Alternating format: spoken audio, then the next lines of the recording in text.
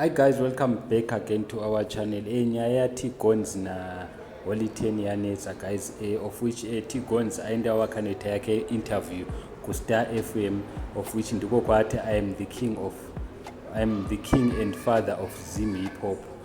Angari ku Power FM ndo zvataura. Asi vamwe vanhu vadedza kuti aiwa way back wauri king of hip hop and father of Zim hip hop. Nekuti yakapotsa yatopera, it was almost dead, asi ndiwo wakaita sendiwo wakaidzosa, asi pari zvino ari kupisa ndiHoly Ten.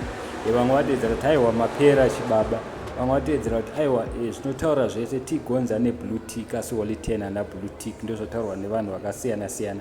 Asi vamwe vaidedza vakati aiwa kana takutaura father of Zim hip hop and king, tanga kuti Holy Ten ndi number 1, Volts oita number 2, Takura oita number 3. Vamwe vese avo vanoita zvemadhirama ngavambombira vagare pasi, ndo zvataurwa nevanhu.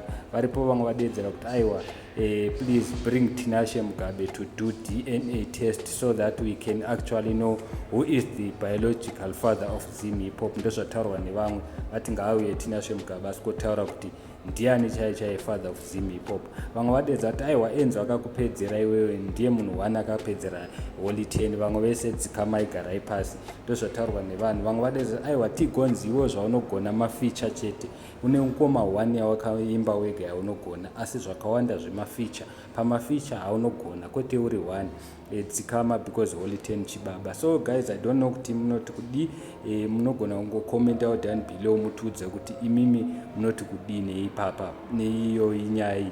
Vamwe vati imwe mbewu chibaba, vamwe vadedza kuti aiwa imwe mbewu TiGonz aigona kudhara ende ndiye akaita sei akaidzosa because yakapotsa yafa Zim hip hop. Asi pari zvino ari kupisa ndiHoly Ten.